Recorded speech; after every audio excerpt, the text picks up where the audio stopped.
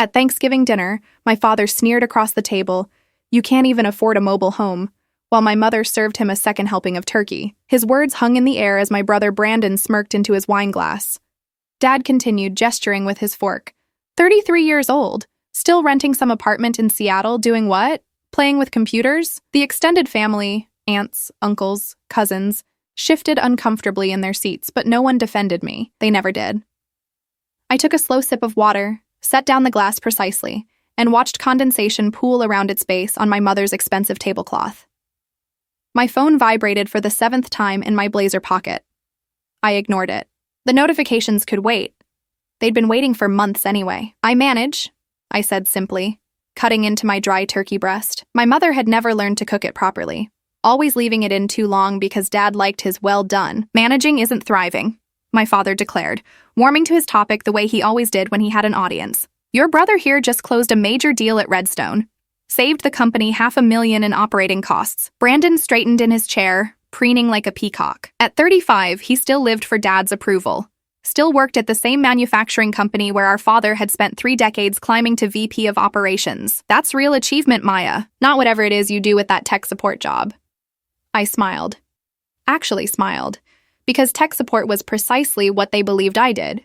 Some nebulous IT help desk position that barely paid my bills.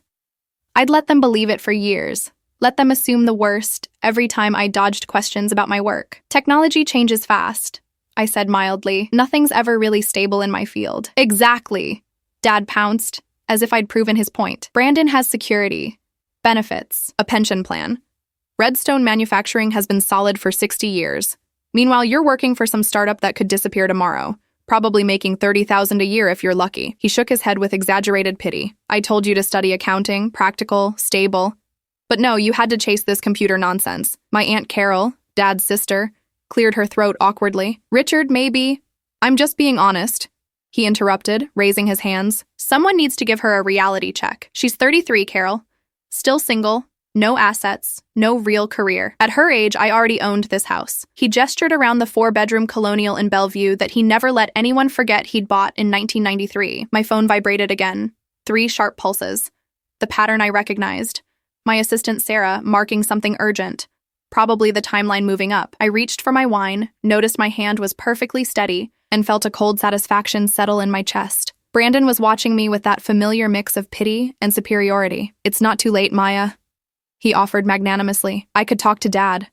Maybe get you an interview in our admin department. It's not glamorous, but it's steady work." "That's thoughtful," I replied, my voice honey-sweet. "How is Redstone doing, actually? I read something about manufacturing sector struggles." Dad waved dismissively. "Media nonsense. Redstone's rock solid. We've weathered every storm for decades. Not like these tech bubbles that pop every few years." He pointed his fork at me. "That's the difference between real business and whatever fantasy world you're living in." I nodded slowly, setting down my wine. "Fantasy," I repeated softly. My phone vibrated again. This time, I pulled it out, glanced at the screen. The message from Sarah was brief. "Deal closing ahead of schedule. Board meeting moved to Monday. Press release draft attached. Congratulations, boss." I looked up at my father, at his smug certainty, at Brandon's pitying expression, at my mother's silent complicity in this yearly ritual of humiliation. 15 years. 15 years since I'd walked out of this house at 18 with nothing but a scholarship to Stanford and a promise to myself that I'd never need their approval again. "Dad," I said quietly, sliding my phone back into my pocket, "would you excuse me? I need to make a call. Work thing." He snorted. "See? Can't even enjoy Thanksgiving without some tech emergency. That's no way to live, Maya." I stood, smoothed my blazer, and smiled again. "You're absolutely right," I agreed. "It's no way to live at all." As I walked toward the hallway, I heard Brandon mutter, "Probably getting fired," followed by my father's bark of laughter. In the bathroom, I finally opened Sarah's attachment. The press release was perfect. The numbers were staggering. And the timing, announcing on Monday just 3 days after Thanksgiving, was absolutely poetic. I looked at my reflection in my mother's medicine cabinet mirror. Same face I'd had at 18 when I'd left this house swearing I'd never be small again. Same dark eyes, same stubborn jaw, but different. So different. Monday morning, the whole world would know exactly who Maya Parker was, and my father's rock-solid Redstone manufacturing would have a new owner. The irony was almost too perfect. I returned to the table composed, ignoring the knowing looks exchanged between my father and brother. The meal continued with its familiar rhythm, Dad holding court about Redstone's quarterly performance, Brandon interjecting with carefully rehearsed anecdotes about his contributions, my mother refilling glasses and collecting plates with the practiced invisibility of someone who'd perfected the role decades ago. The automotive sector contracts are locked in through 2027, Dad announced to Uncle Jim, who nodded with appropriate admiration. We're the primary supplier for 3 major manufacturers. That's stability. That's what real business looks like. His eyes flicked to me. Not chasing the next shiny app or whatever Silicon Valley is peddling this week, I focused on my pumpkin pie, each bite mechanical. My cousin Jessica, Brandon's wife, leaned over. "Don't let him get to you," she whispered. "You know how he is." Her sympathy was genuine but useless. Jessica didn't understand that I'd stopped letting him get to me years ago. This wasn't pain I was feeling. It was patience. After dessert, while the women cleared dishes, a tradition my mother enforced with silent expectation, I found myself alone in the kitchen with Aunt Carol. She dried while I loaded the dishwasher, and she finally said what had been hovering unspoken. "Your father means well, Maya. He just worries. He has an interesting way of showing it." I arranged plates with precise efficiency, same pattern as always. Stacked by size, glasses on top rack, silverware sorted. "He thinks money equals success," Carol continued, lowering her voice. "It's how he was raised. My father was the same way. If you couldn't show it, you hadn't earned it." I paused, holding a wine glass up to the light, checking for lipstick stains. "And what do you think success looks like, Aunt Carol?" She was quiet for a long moment. "I think it looks like someone who left a difficult situation and built something on their own terms. But I'm not the one you need to prove anything to, sweetie." She touched my shoulder gently, "though I wish you'd bring someone around sometime. Let us see what your life actually looks like. The mystery just feeds Richard's imagination." The mystery was intentional, but I couldn't explain that. Instead, I smiled and said, "Maybe next year." From the living room, I heard Dad's voice rise in laughter, followed by Brandon's. They were watching football now, the traditional post-dinner ritual. I dried my hands and checked my phone again. 3 more messages from Sarah, 2 from my CFO, Robert, 1 from my head of legal, Patricia. The machine was in motion, and Monday would detonate like a carefully placed explosive. I stayed another hour because leaving too early would trigger questions. I endured my father's parting shot. "Drive safe in whatever used car you're running these days," without mentioning that my Range Rover was parked 3 blocks away. I'd driven the 2015 Honda Civic specifically because it matched their expectations. Let them think I was struggling. Let them believe their narrative. The drive back to downtown Seattle took 30 minutes in light traffic. I passed through Bellevue's manicured suburbs into the city's vertical steel and glass, each mile marking a transition between 2 completely different worlds. My penthouse occupied the top floor of a building in Pike Place, $15 million of floor-to-ceiling windows overlooking Elliott Bay. The doorman greeted me by name, "Evening, Ms. Parker." And I rode the private elevator up, still wearing the mask of the daughter who couldn't afford a mobile home. Inside, I kicked off the sensible flats I'd worn for their benefit and poured myself a real glass of wine, a 2015 Bordeaux that cost more than my father made in a month. The city sprawled below me, lights reflecting off the water, ferries crossing the sound like slow-moving stars. My phone finally got my full attention. Sarah's messages outlined the accelerated timeline. The board had voted unanimously Thursday morning to move forward with the Redstone acquisition announcement. Legal had finished due diligence. Finance had secured the funding structure. PR had the statement ready. We were announcing Monday at market open, ahead of schedule, because Redstone's third-quarter numbers were worse than projected, and our window of optimal valuation was narrowing. Robert's message was characteristically blunt. Redstone's bleeding worse than they disclosed. Their automotive contracts are shaky. 2 manufacturers are switching suppliers next fiscal year. If we don't close now, we'll be buying a corpse in 6 months. Board wants your final approval by Sunday night. Patricia's legal memo was attached, 47 pages detailing every aspect of the acquisition. I'd read it twice already, but I opened it again, scanning for any detail I might have missed. The structure was clean. Nextech Solutions would acquire 100% of Redstone manufacturing for $340 million, primarily stock with $85 million cash. Current Redstone leadership would remain through a 90-day transition, then face organizational restructuring based on operational efficiency analysis. That clinical phrase, organizational restructuring, meant my father and brother would be evaluated by my team. Their positions, their salaries, their entire professional existence would be subject to metrics and performance reviews conducted by people who reported directly to me. The poetry of it was exquisite. I opened my laptop and pulled up Redstone's employee directory, something I'd had access to for weeks, but hadn't examined closely. Richard Sullivan, VP of Operations, tenure, 31 years, current salary, $185,000 plus performance bonus. Brandon Sullivan, Senior Manager, Supply Chain Optimization, tenure, 8 years, salary, $94,000 plus bonus, both in the operations division, both positioned exactly where the inefficiencies were concentrated. My phone rang. Sarah calling instead of texting, which meant urgency. "I know it's Thanksgiving," she started. "I'm working anyway. What's wrong?"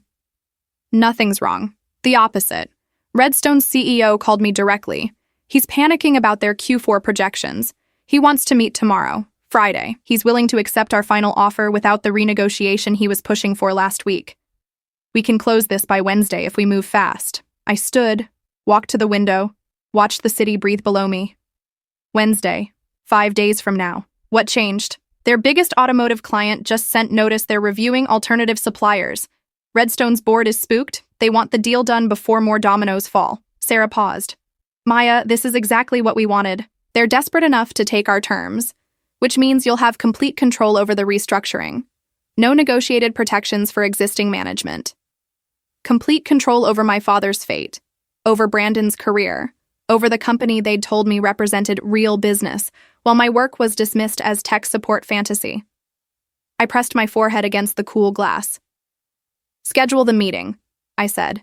"Saturday morning, our offices. I want Robert and Patricia there. And Sarah, make sure we have a complete personnel file on every executive and senior manager. I want performance reviews, salary history, everything, including the Sullivans, especially the Sullivans." After we hung up, I stood there for a long time, holding my wine, watching Seattle's lights blur and sharpen. In 72 hours, I would sit across from Redstone's CEO and sign papers that would make me his boss. In 5 days, my father would report to work at a company I owned.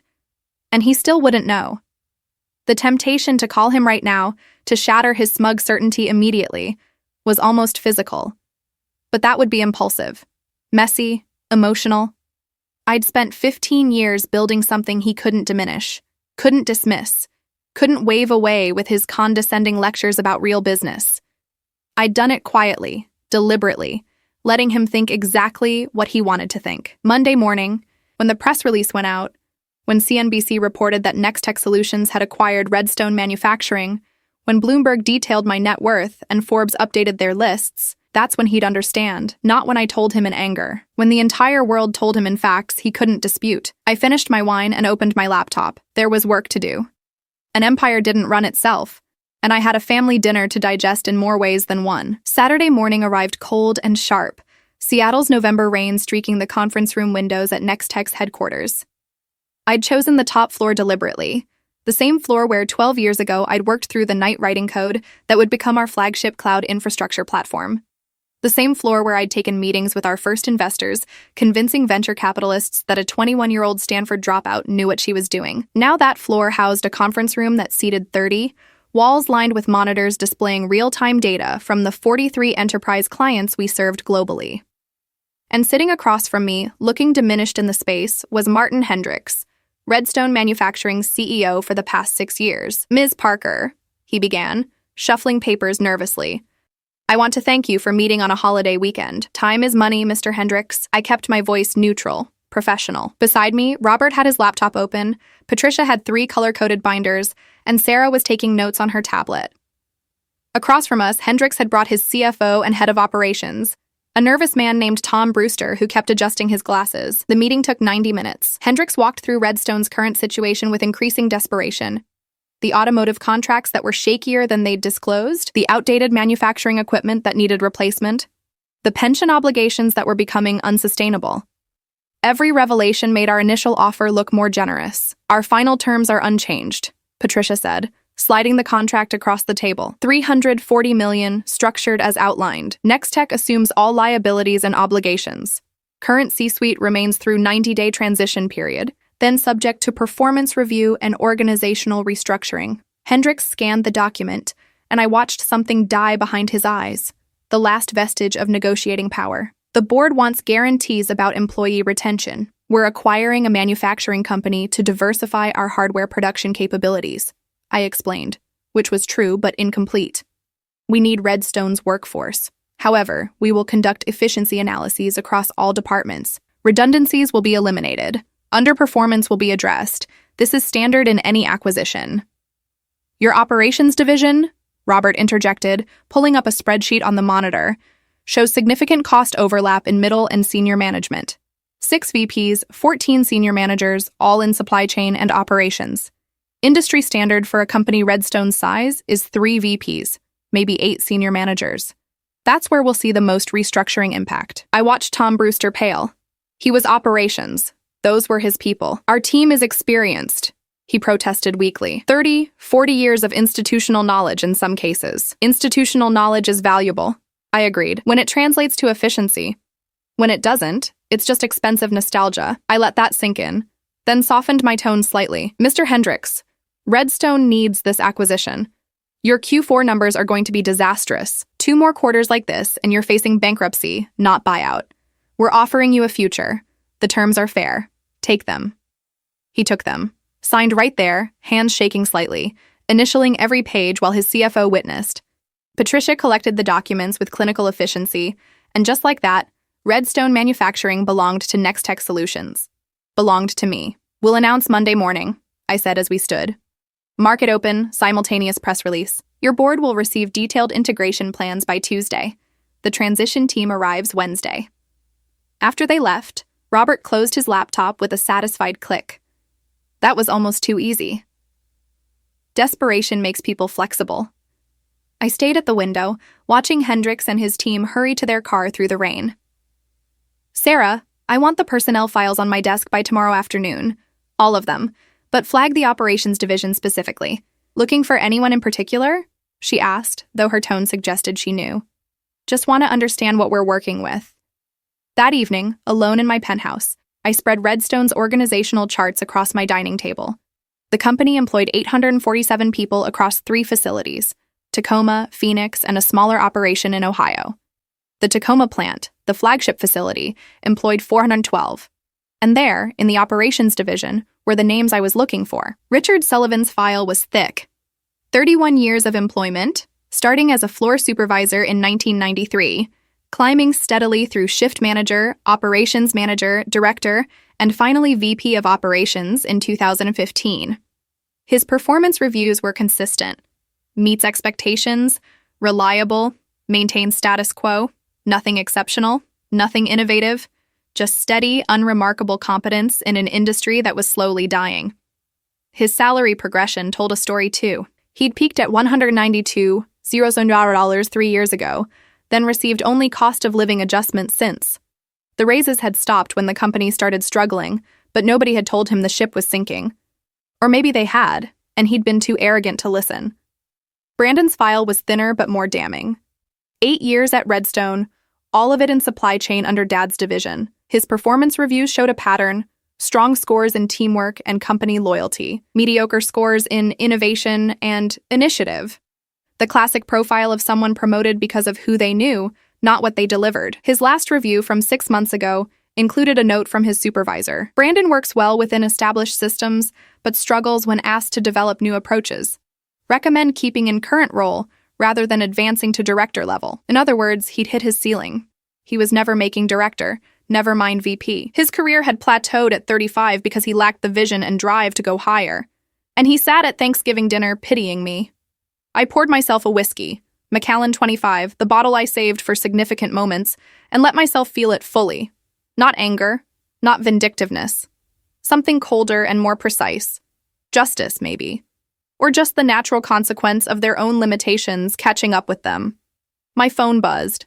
A text from Aunt Carol.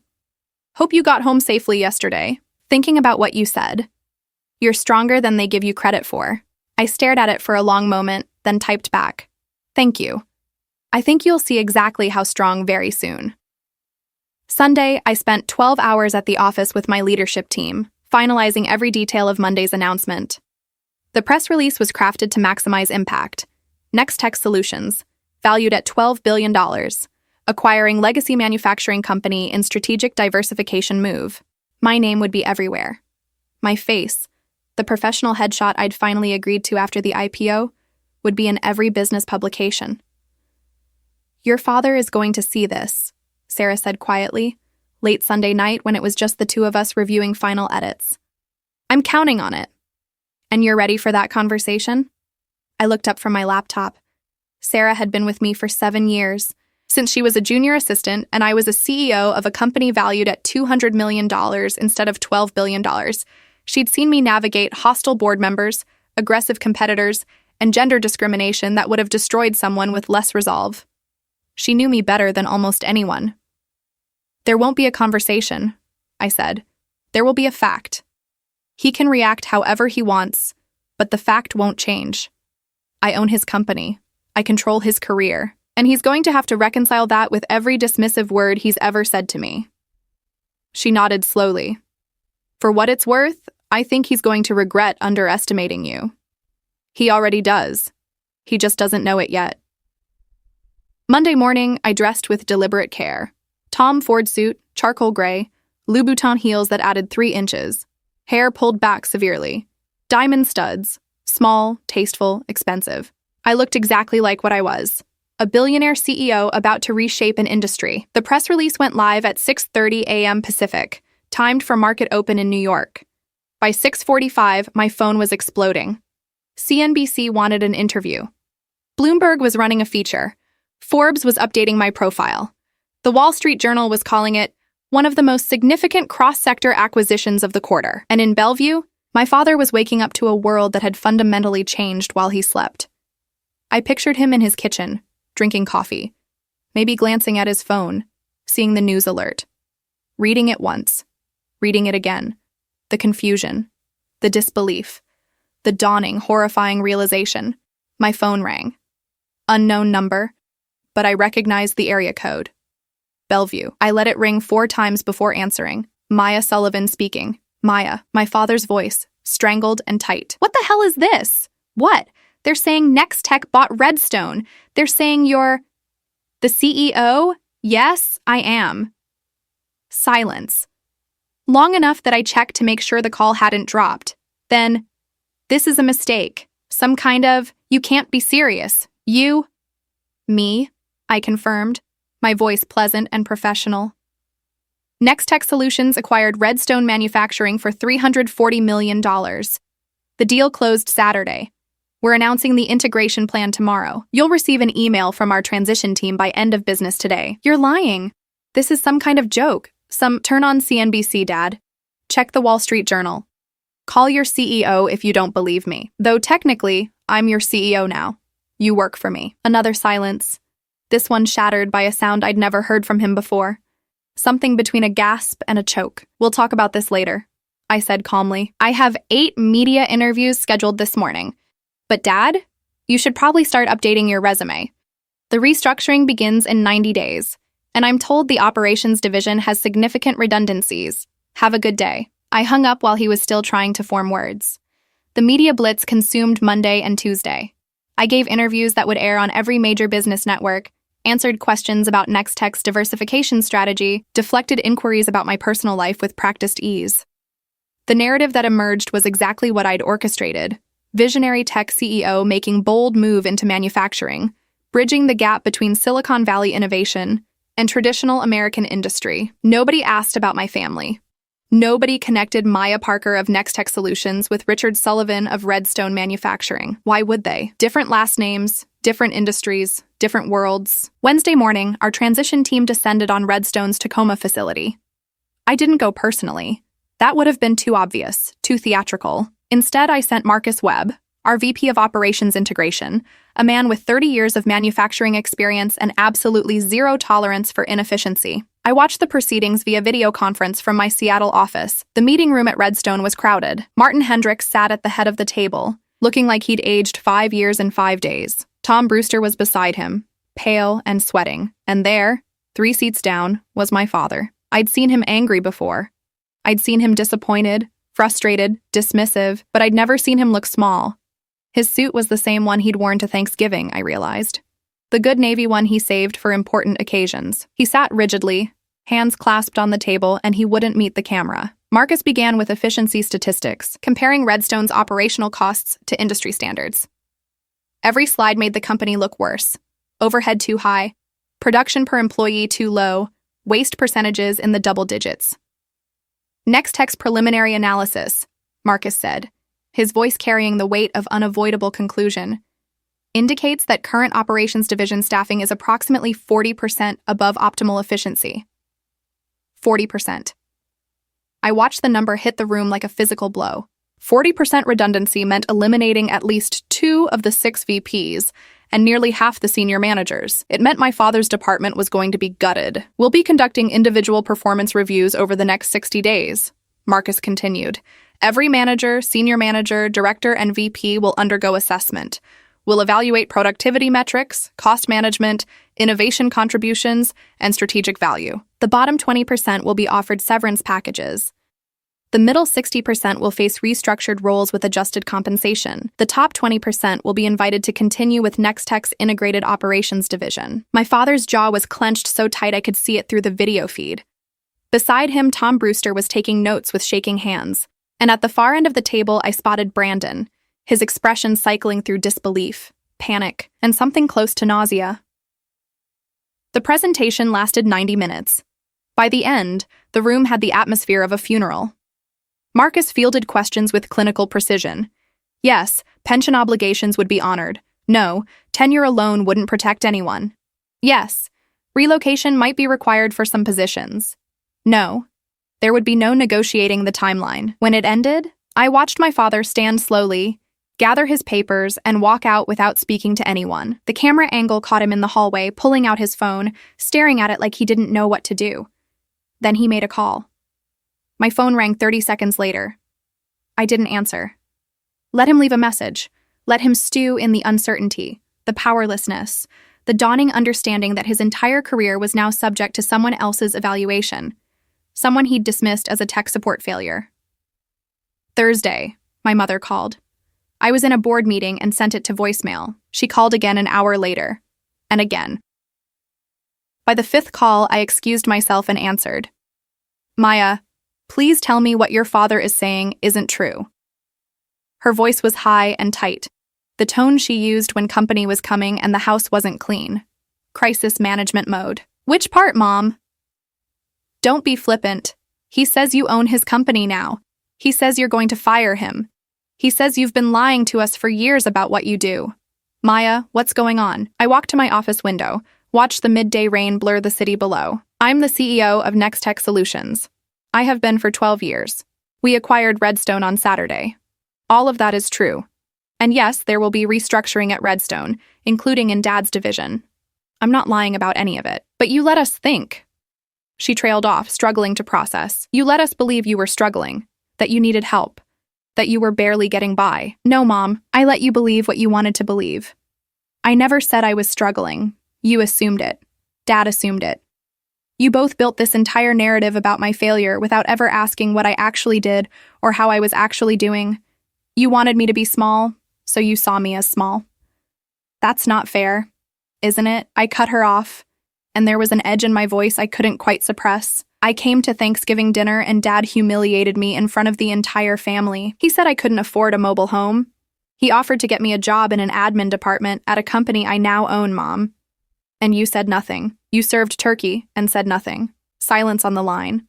Then quietly, he's terrified, Maya. He thinks he's going to lose everything. He won't lose everything.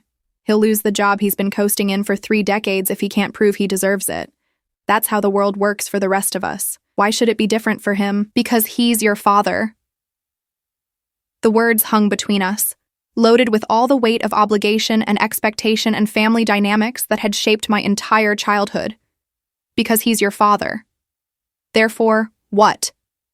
Therefore, I owed him protection from his own mediocrity? Therefore, I should sabotage my own company's efficiency to shield him from accountability. I'm the CEO of a $12 billion company, Mom. I have a fiduciary responsibility to our shareholders, our clients, our employees. I can't make business decisions based on family sentiment, and honestly, after the way he's treated me for 15 years, I'm not sure I want to.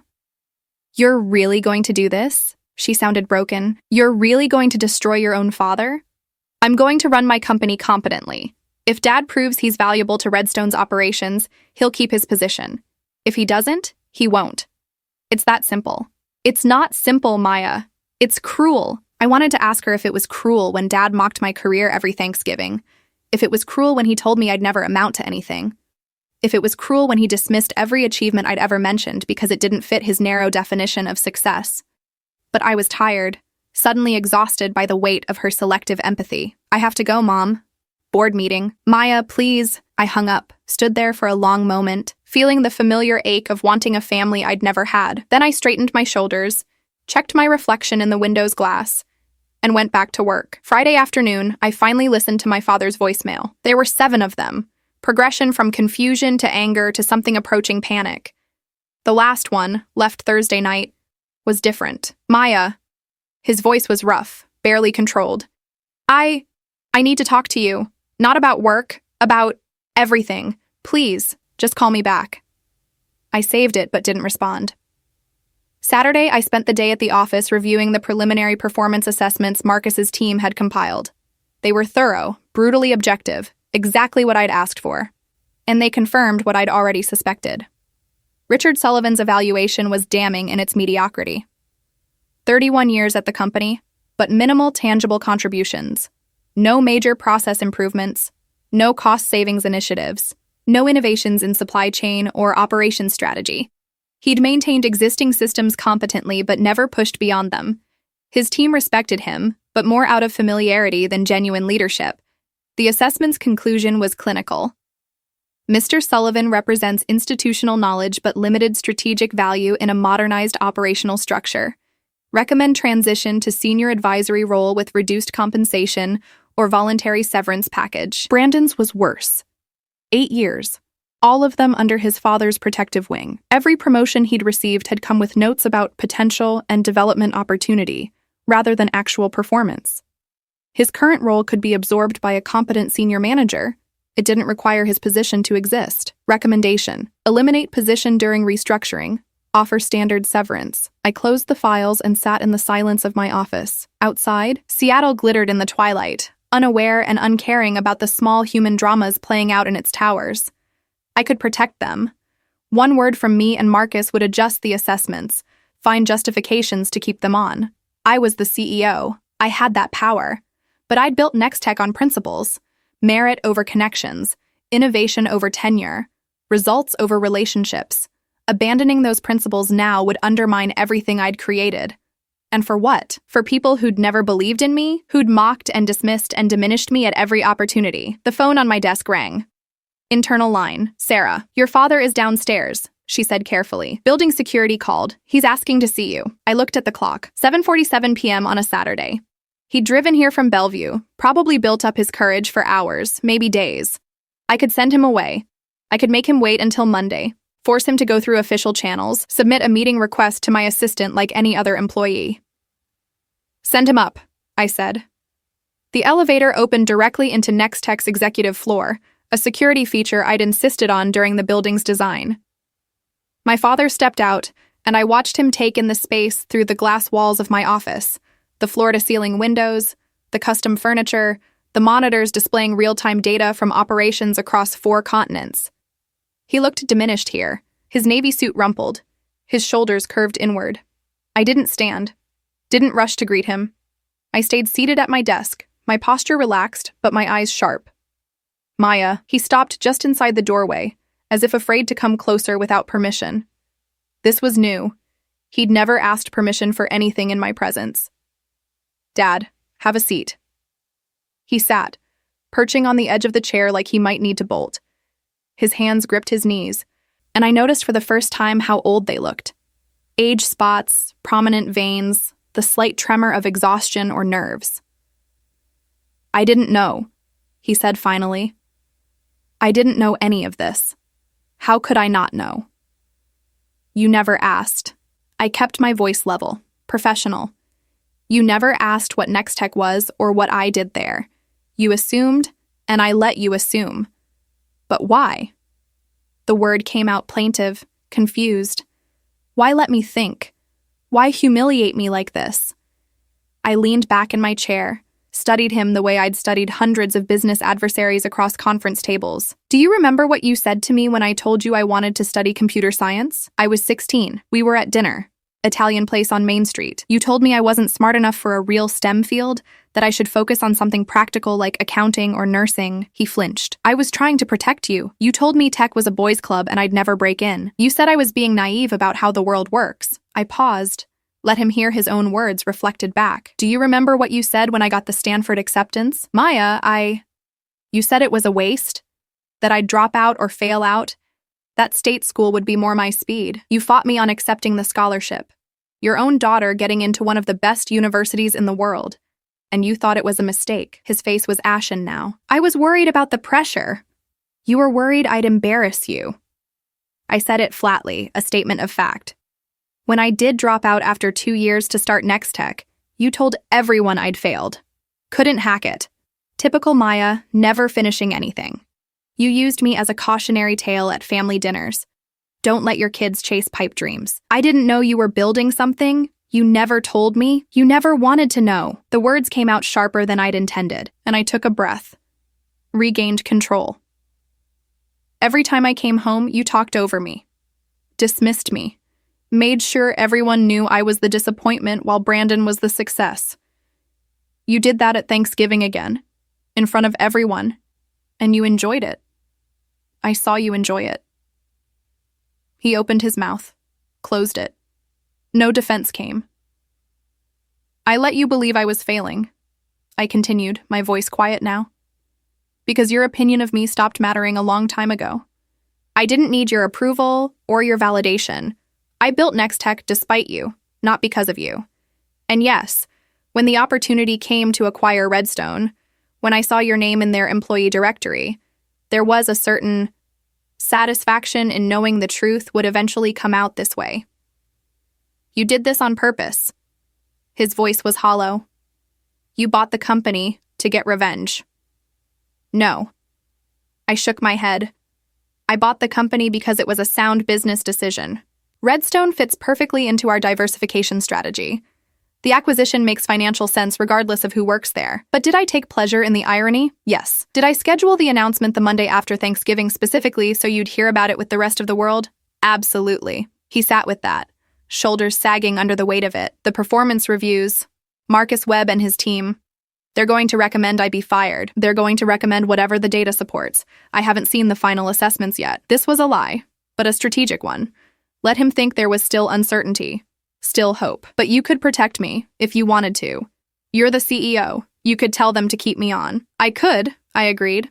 I could also tell them to promote you, give you a raise, make you untouchable.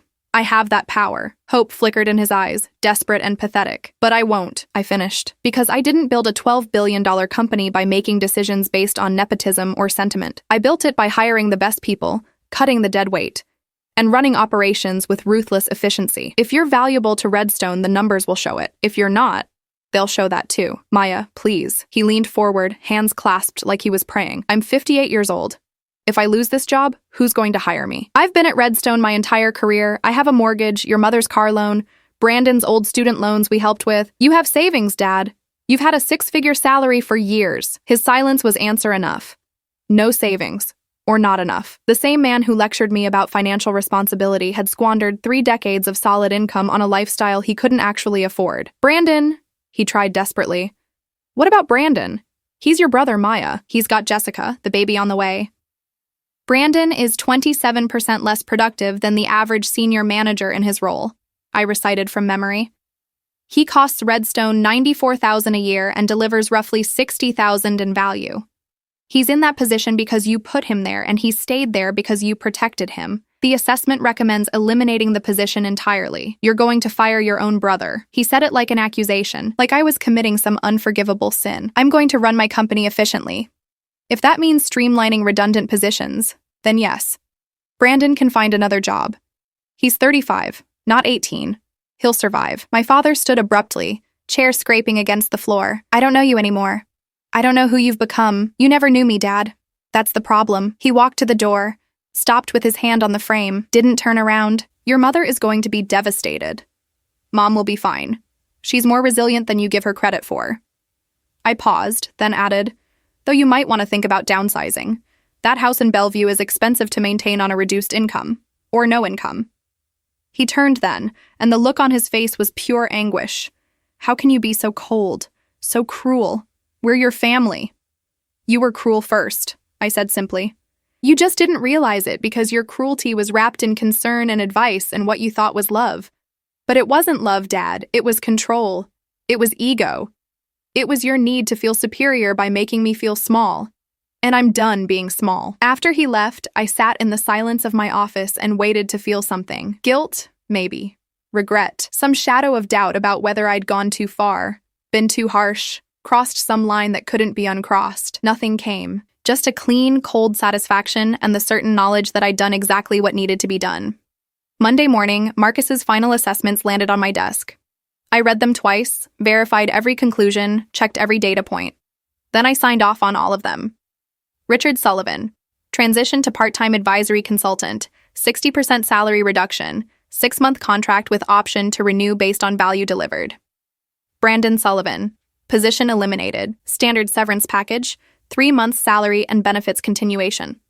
42 other positions across Redstone, eliminated, restructured, or consolidated. A complete operational overhaul that would save Nextech $18 million annually while improving productivity by 23%. Tuesday, the notifications went out. By Wednesday afternoon, my father had cleared out his office. 31 years condensed into 2 banker's boxes. Brandon was gone by Thursday, updating his LinkedIn to exploring new opportunities. Friday, I took a meeting with Martin Hendricks, who decided to stay on through the transition period. I have to ask, he said toward the end of our discussion about Q1 integration goals, did you know they were your family when you made the acquisition? Yes. And it didn't factor into your decision? Not in the way you're thinking. Redstone was the right acquisition regardless of who worked there. But did I take a certain professional satisfaction in demonstrating competence to people who'd spent years telling me I had none? Yes. I'm human, Martin. I'm just not sentimental. He nodded slowly. Your father called me yesterday, asked if I could intervene, put in a good word for him. I told him I don't have that authority anymore. You do. What did he say? He said you'd changed. That success had made you heartless. Hendricks paused. I told him that in my experience, successful people don't become heartless. They just stop accepting other people's hearts as currency. I smiled at that. That's well put. For what it's worth, Ms. Parker, you're the best thing that's happened to Redstone in a decade. The company was dying under the old guard. Your father included. They were good men in their way, but they'd stopped adapting, stopped innovating. They were letting the company sink rather than admit they didn't know how to save it. After he left, I pulled up the security footage from my father's final day at Redstone, watched him pack his boxes, shake hands with people he'd worked with for decades, walk out to his car in the rain. He sat in the driver's seat for 10 minutes before starting the engine, head bowed, shoulders shaking. I watched it twice, felt nothing but the distant clinical observation of a natural consequence reaching its inevitable conclusion. Some people called it revenge. I called it accountability. 6 months later, I stood at the window of my penthouse, watching 4th of July fireworks explode over Elliott Bay. The reflection in the glass showed a woman in casual clothes, jeans, a silk blouse, bare feet, so different from the power suits and boardrooms that consumed most of my days. Redstone's integration was complete. The company was profitable again, lean and efficient, producing components for Nextech's new hardware division. The Tacoma facility had been modernized, the workforce retrained, the deadweight eliminated. Wall Street loved it. Our stock had jumped 17% since the acquisition announcement. My father was still on the payroll, technically. His advisory contract had been renewed once at 40% of his original salary for projects that kept him busy but far from any real decision-making power. He showed up 3 days a week, worked quietly, went home. I'd heard through Aunt Carol that he and my mother had sold the Bellevue house. moved to a modest condo in Renton.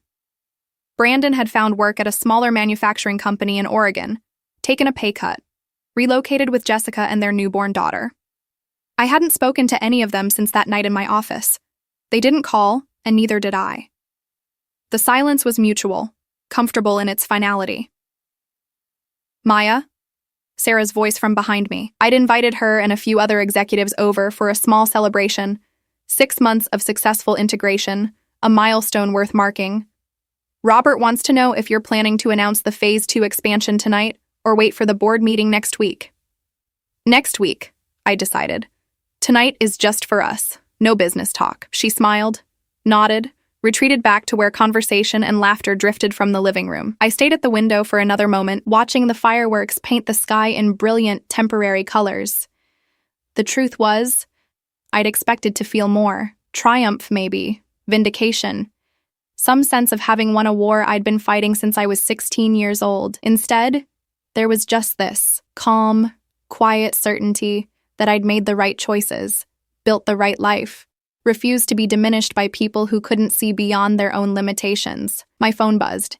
A text from Aunt Carol. Saw the Q2 earnings report. Your grandmother would be so proud. I'm proud.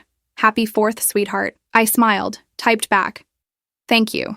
That means more than you know. Another message came through. This one from an unknown number. I almost deleted it. Then curiosity won out. Maya, this is your father. I know we haven't talked. I'm not asking for anything. I just wanted you to know that I finally read an article about Nextech, about what you've built. I understand now why you made the choices you made. I'm sorry I never saw it before. I'm sorry for a lot of things. You don't have to respond. I just needed to say it. I read it 3 times. Looked for the trap, the angle, the ulterior motive. Found nothing but what appeared to be genuine regret from a man who'd finally, belatedly, understood what he'd lost. The old Maya, the one who'd craved his approval desperately enough to hurt, might have responded, might have accepted the apology, tried to rebuild some fractured version of a relationship. But that Maya was gone, replaced by someone who'd learned that some bridges aren't worth rebuilding, some relationships aren't worth salvaging, and forgiveness isn't always the highest virtue. I deleted the message without responding. At dinner, surrounded by the people I'd chosen, Sarah, Robert, Patricia, Marcus, and a dozen others who'd helped build Nextech into what it was, I raised my glass for a toast. 6 months ago, I began, we took a significant risk acquiring a struggling manufacturing company in an industry none of us knew. Tonight, that company is profitable, integrated, and positioned for growth. You all made that happen. Not sentiment, not nepotism, not keeping people on because of who they knew or how long they'd been around. We made hard choices based on data and principle, and we proved that those choices work. To hard choices, Robert echoed, raising his glass. To hard choices, everyone repeated. Later, after the guests had left and I was alone with the mess of a successful party, I found myself back at the window. The fireworks had ended, leaving the city in its normal shimmer of lights. Somewhere out there, my father was in his condo in Renton, maybe watching the same sky, maybe thinking about the daughter who'd outgrown his ability to diminish her. I didn't hate him. Hate required too much energy, too much emotional investment. I simply didn't need him anymore. Not his approval, not his validation, not his belated apologies or understanding. I'd built something extraordinary without him, despite him, and that truth was more satisfying than any revenge could ever be. My phone buzzed one last time. Another unknown number, but this message was different. Ms. Parker, this is Margaret Sullivan, Brandon's wife, Jessica's mother. I know this is presumptuous, but Jessica just had the baby, a girl. They named her Maya. I thought you should know. I stared at the message for a long time. Brandon, who'd sat at Thanksgiving and pitied me, had named his daughter after the sister he'd dismissed. An olive branch? A gesture of respect? Or just a name they happened to like? This time I responded, congratulations to them. I wish the baby health and happiness. Polite, distant, final. I set down my phone and returned to cleaning up, methodical and efficient, the same way I approached everything. There were contracts to review tomorrow, meetings to prepare for, a company to run. The past was settled. The future was mine to shape. And if my father spent the rest of his life regretting his inability to see his daughter clearly, well, that was simply the natural consequence of his own choices. Some people called it cold. I called it clarity. The difference I'd learned mattered very much indeed.